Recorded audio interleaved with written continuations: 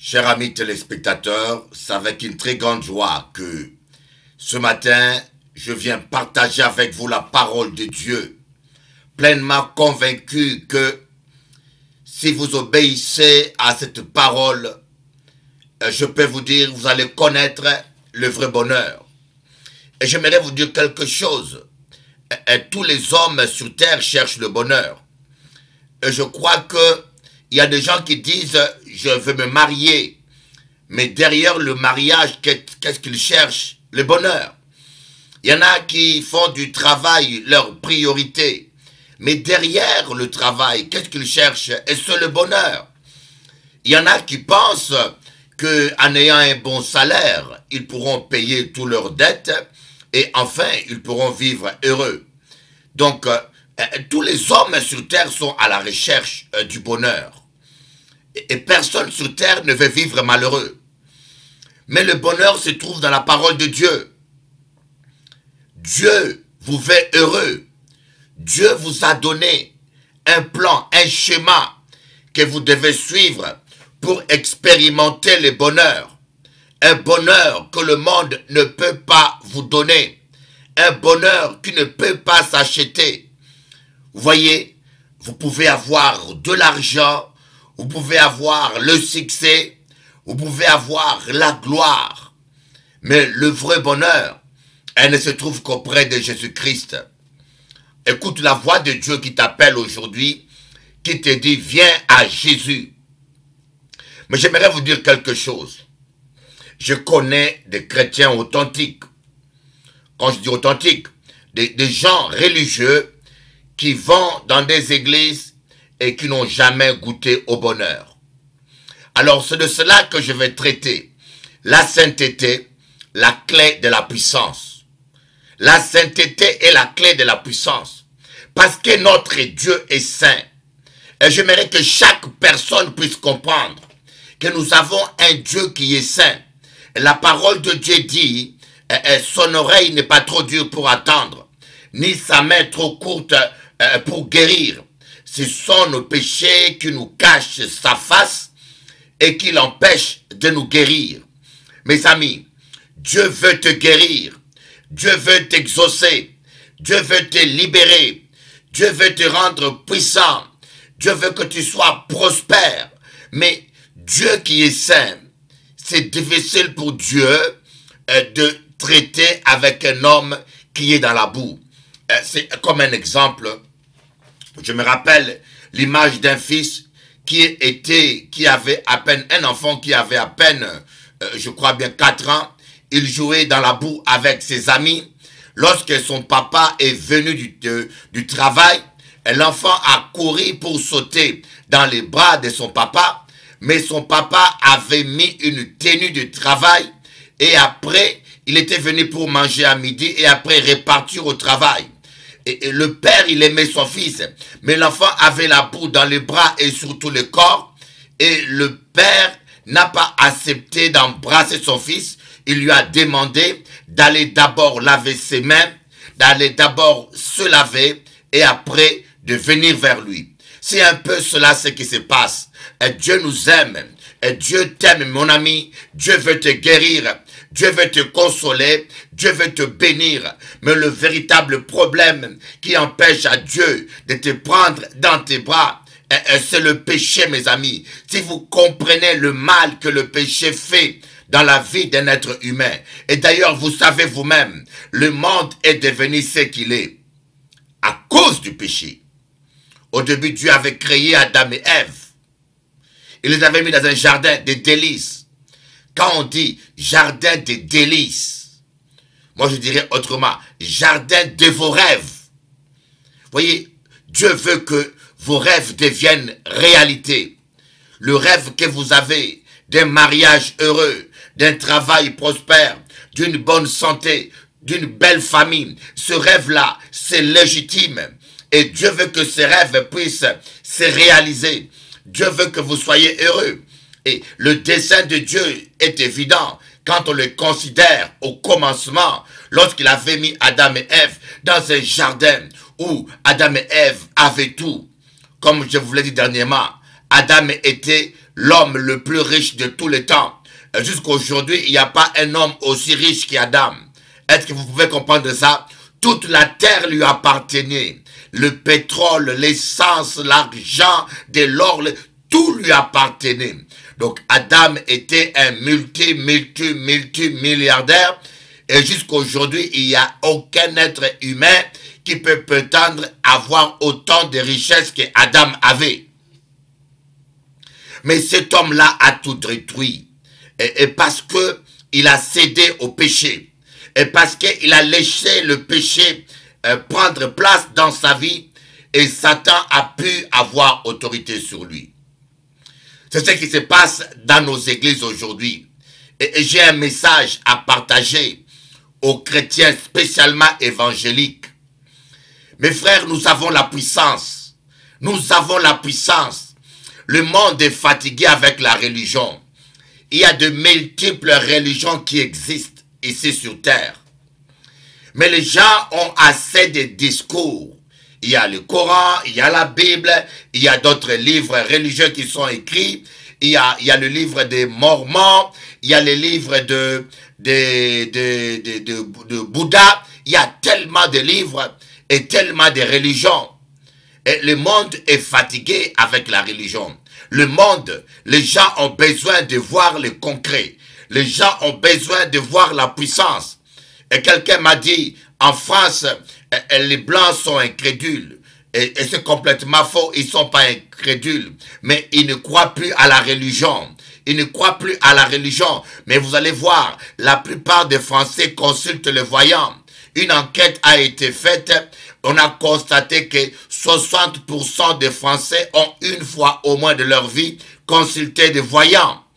Ça veut dire que ces gens-là sont à la recherche du surnaturel. Mais ce qu'ils ne savent pas, les vrais voyants, ce sont les prophètes de Dieu. Les vrais voyants, des gens qui voient les choses avec exactitude. Les véritables personnes qui peuvent prédire l'avenir sans erreur, ce sont les hommes de Dieu. Mais où sont ces hommes-là qui peuvent se tenir devant la nation, devant le monde et annoncer les oracles de Dieu et amener les gens à la connaissance de leur Dieu? C'est des gens qui se tiennent dans la présence de l'Éternel. Et la sainteté, mes amis, c'est ce que Dieu exige. Vous ne pouvez pas marcher avec Dieu, travailler avec Dieu sans la sainteté. C'est une illusion et une perte de temps. Et ce qui est regrettable, dans ce dernier temps, le diable s'arrange pour que le message de la prédication de la sainteté ne puisse plus être annoncé.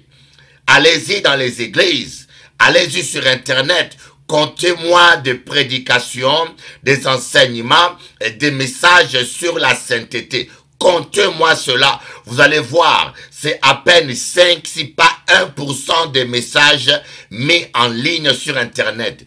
Les gens ne veulent pas de la sainteté, les gens ne veulent pas vivre la sainteté et ils veulent écouter toute forme de message sur la puissance, sur le miracle et sur la prospérité, mais ils ne veulent pas entendre parler de la sainteté. Et quand l'apôtre Paul dit, je vais attendre rien d'autre parmi vous, sinon Jésus-Christ crucifié. De quoi il s'agit là?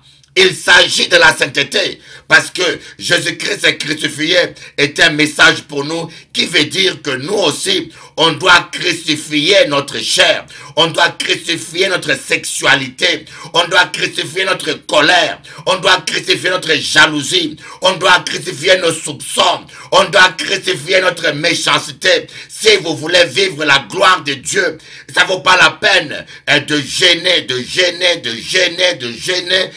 veiller, de prier, sans vous sanctifier. Sans la sanctification, personne ne verra la gloire de Dieu. Sans la sanctification, personne ne peut vivre la gloire de Dieu. Ici, il ne s'agit pas seulement de la gloire à venir, même de la gloire présente. Christ en nous, c'est l'espérance de la gloire et de la résurrection. Et la gloire de Dieu en toi, le royaume des cieux en toi, elle signifie ta guérison devient une réalité, ta prospérité devient une réalité. Ta restauration devient une réalité. Jésus-Christ a dit, jusqu'à présent, vous n'avez rien demandé. Demandez tout ce que vous voudrez et cela vous sera accordé afin que votre joie soit parfaite. La sainteté. On va lire un message qui nous parle de la sainteté dans Genèse, chapitre 6, à partir du verset 1 jusqu'au verset 5. Genèse, chapitre 6, à partir du verset 1 jusqu'au verset 5. Lorsque les hommes eurent commencé à se multiplier sur la face de la terre et que des filles leur furent nées, les fils de Dieu virent que les filles des hommes étaient belles et ils en prirent pour femmes parmi toutes celles qu'ils choisirent. Alors l'Éternel dit, mon esprit ne restera pas toujours dans l'homme, car l'homme n'est que chair, et ses jours seront de 120 ans. Les géants étaient sur la terre en ce temps-là, après que les fils de l'homme furent venus vers les filles des hommes, et qu'elles eurent donné des enfants. Ce sont ces héros qui furent famés dans l'Antiquité. L'Éternel vit que la méchanceté des hommes était grande sur la terre et que toutes les pensées de leur cœur se portaient chaque jour uniquement vers le mal. Oh my God. J'aimerais un peu expliquer ce passage. La Bible dit que les fils de Dieu virent que les filles des hommes étaient belles. Alors, il y a une version des théologiens qui disent que les fils de Dieu, ce sont des anges. Les anges sont venus s'accoupler avec des femmes. Et ce qui est une doctrine qui n'a pas d'appui dans la parole. Un ange ne peut pas s'incarner en chair sans l'autorisation de Dieu.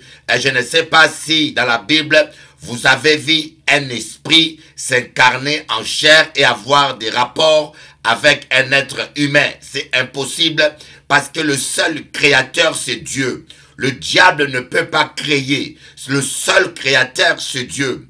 Et nous voyons dans la Bible que les anges qui se sont matérialisés dans un corps humain étaient toujours accompagnés avec Dieu.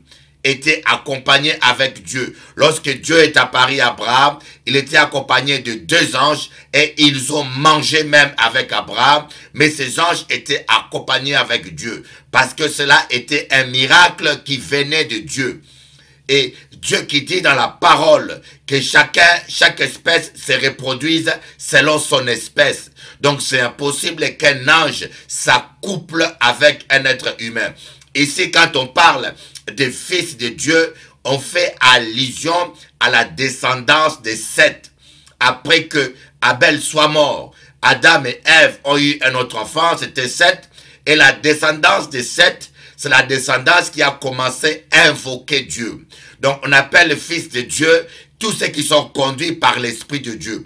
Quand vous allez dans Romains, vous allez voir qu'il est écrit, tous ceux qui sont conduits par l'Esprit de Dieu sont fils de Dieu. Alors que les descendants de Caïn ne priaient pas.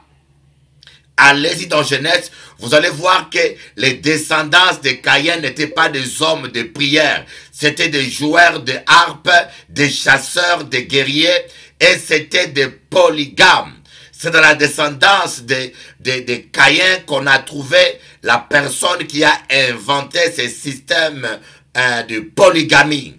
Donc, eux ne priaient pas. Alors les descendants de Seth, ils ont trouvé que les femmes qui étaient de la descendance de Caïn étaient plus belles, elles se maquillaient, elles avaient tout ce qui était superficiel, et c'est vers ces femmes-là que ces hommes sont allés. Et c'est la raison pour laquelle la Bible dit que Dieu, ces femmes-là ont corrompu les fils de Dieu. Ces femmes-là leur ont entraîné vers des vices sexuels, vers la sodomie, vers la lesbénie, tous ces vices sexuels et charnels, ces femmes, les filles des hommes ont entraîné les enfants de Dieu dans ce péché. Et Dieu a constaté que la méchanceté grandissait dans l'homme. Dieu a constaté que le cœur de l'homme ne concevait que des pensées mauvaises. Et c'est comme ça que Dieu a été dégoûté. Dégoûté d'avoir créé l'homme. Et c'est comme ça que Dieu a dit que son esprit ne restera pas toujours dans l'homme. Voilà là où il y a le divorce entre l'esprit de Dieu et l'homme. Même quand l'homme avait péché, même quand Adam avait péché, Dieu avait fait un sacrifice, il avait tué un agneau, il avait tué un animal et il a couvert l'homme. Adam avait toujours l'onction du Saint-Esprit.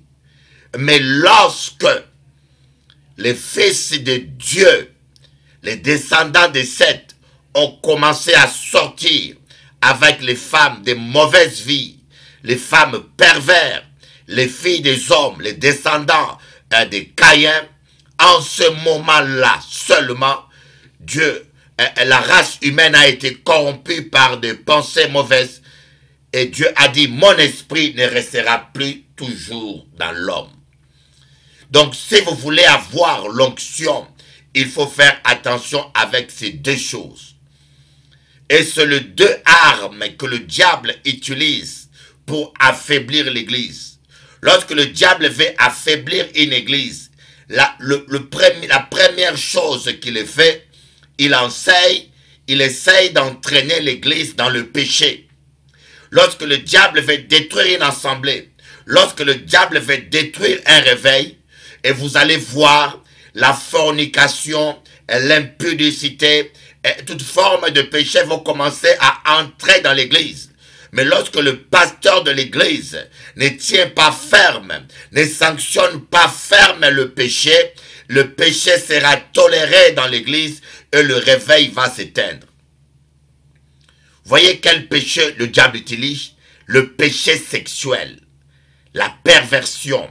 Voyez, nous sommes au temps de la fin. Et le péché sexuel, les actes abominables sont légalisés par vos députés. Les actes les plus bas sont acceptés et légalisés par des nations civilisées. Or, je préfère encore mes ancêtres qui s'habillaient en peau de bête et en papier en feuilles de plantes que ce genre d'aujourd'hui évolués et qui prétendent être civilisés et qui font des actes aussi abominables que même le chien ou la truie ne pratique pas. Ceci est un signe qui veut vous dire, mes frères, nous sommes dans le dernier temps. Mais aujourd'hui, l'église de Jésus-Christ est en train de se corrompre. Aujourd'hui, l'église de Jésus-Christ est en train de se corrompre.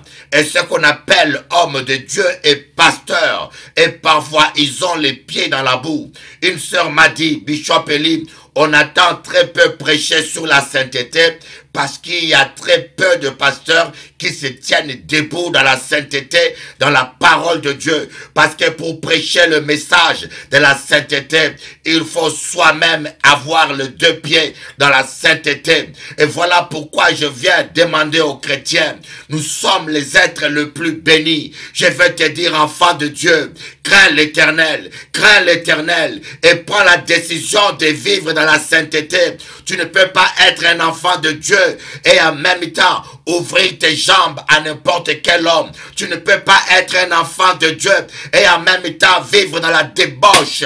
Tu ne peux pas te dire chrétien et en même temps tu vis dans le concubinage. Tu ne peux pas te dire chrétien et en même temps tu es alcoolique.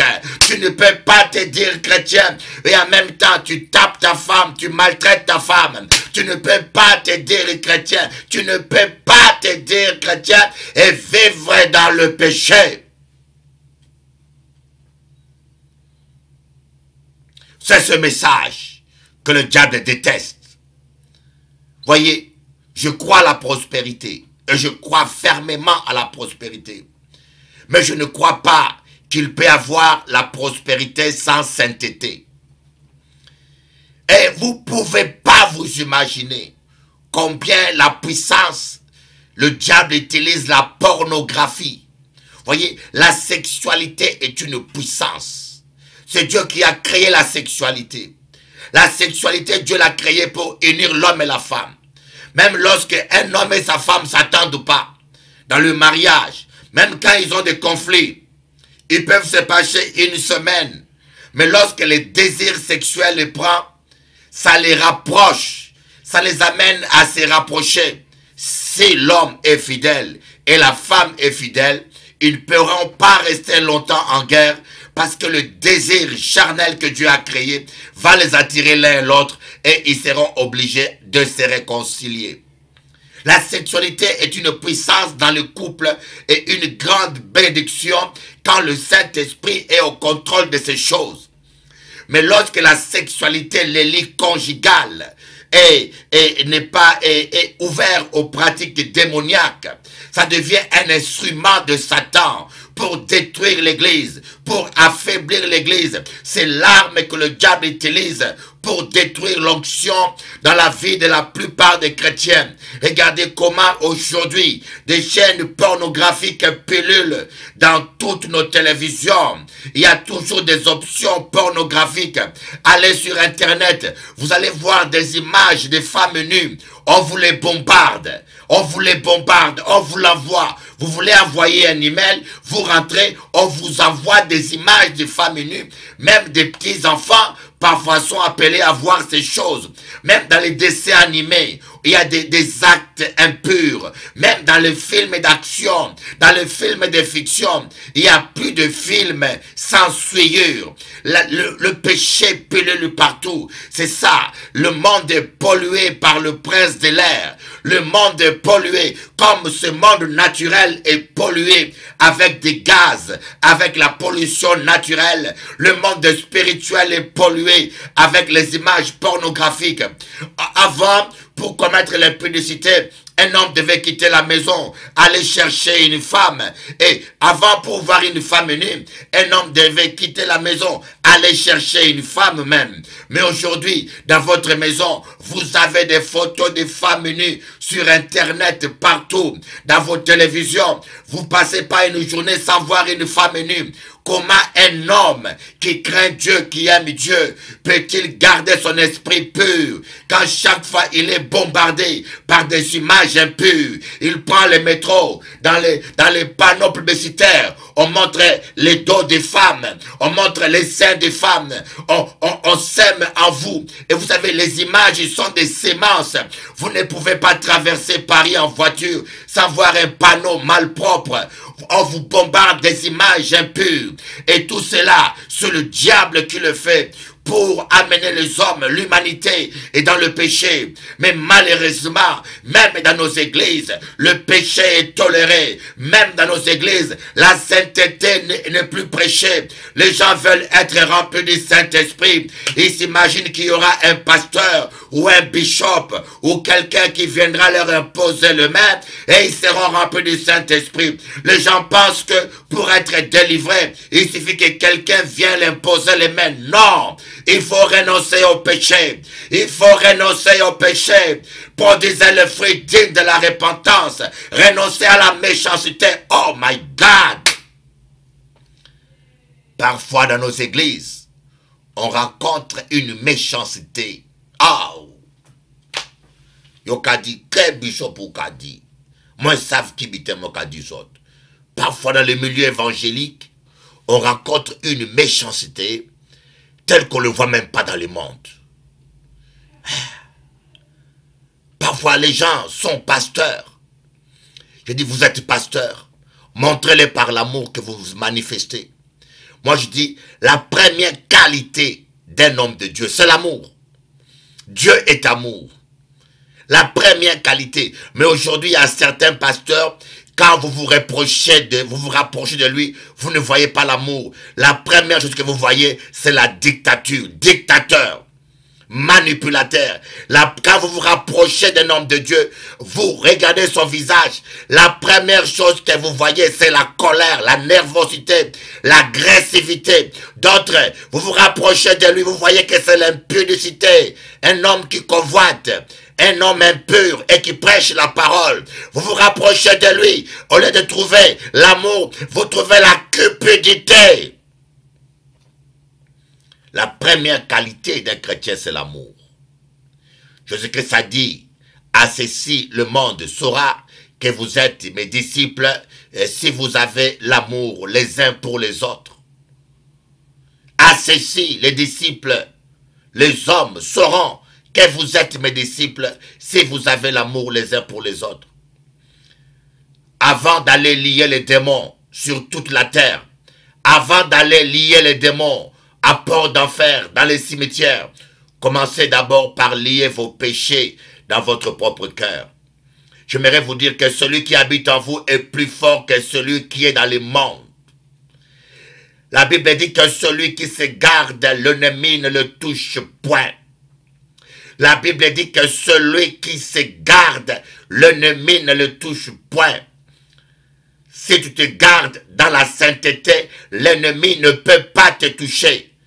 Jésus-Christ a dit, je vous donne le pouvoir de marcher sur toute la puissance de l'ennemi et rien ne pourra vous nuire. Oh, rien. Même le plus grand sorcier, le plus grand démon, rien ne pourra vous nuire. Mais combien de chrétiens nous voyons, on leur fait la sorcellerie et ça marche. On les envoûte et ça marche. On leur envoie un sort et ça marche. Combien de chrétiens qu'on constate, ils sont toujours esclaves. Pourquoi? Il nous faut la sainteté. Quand vous êtes dans la sainteté, l'ennemi ne pourra pas vous toucher. Je vous dis bien, conformément à la parole de Dieu, conformément à la Bible que je prêche. Dans 1 Jean chapitre 5, on dit, celui qui se garde, l'ennemi ne peut pas le toucher. Toute arme forgée contre toi sera sans effet. Oh my God. Dieu dit, je te donne l'endroit où tu mets ton pied. Donc parfois, le combat n'est pas contre le diable directement.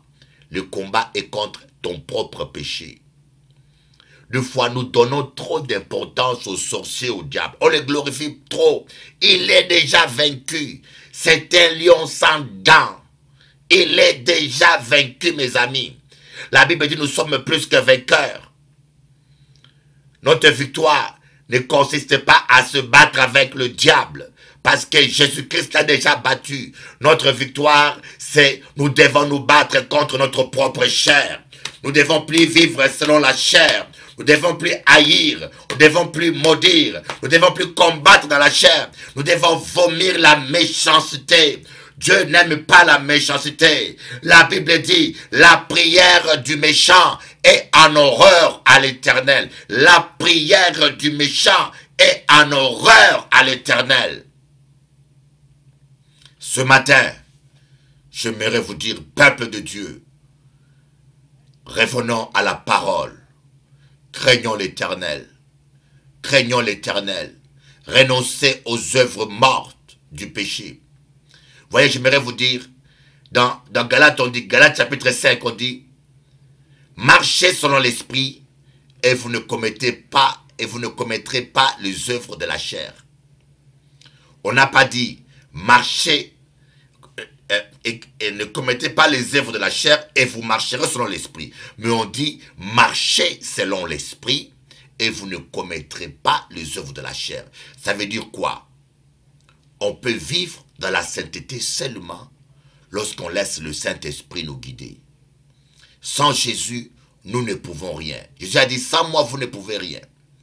Mais avec l'aide du Saint-Esprit, on peut y arriver. Si vous essayez de vivre la sainteté par votre propre force, vous serez quelqu'un de frustré. Vous n'y arriverez pas. Pour vivre une vie de sainteté, nous avons besoin de l'aide du Saint-Esprit.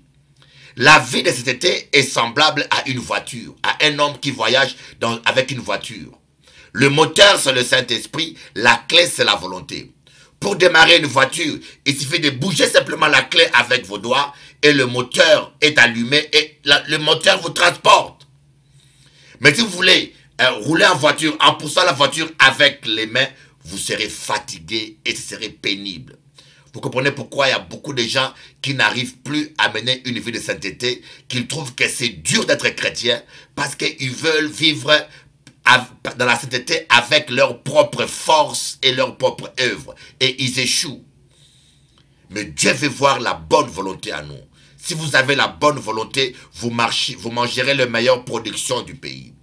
Si vous avez la bonne volonté, vous priez, vous appelez le Saint-Esprit à l'aide.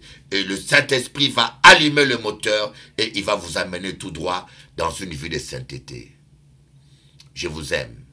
Je suis votre frère et je vous aime. Que Dieu vous bénisse, que le Saint-Esprit nous aide à marcher dans la sainteté. Ayez seulement la volonté et le Seigneur fera le reste. À bientôt. Bishop Eli, votre ami et votre frère. Après avoir impacté les Antilles, Pasteur Eli est désormais à Paris, au 8 rue de Châtillon à Draveil, gare de Givisy. Inauguration le 2 mars à 10 h avec la participation de Guilou Lafage. Tout détail, onction.com. Onction.com. Onction.com. Venez, nous qu'à vivre. Gloire à bon Dieu.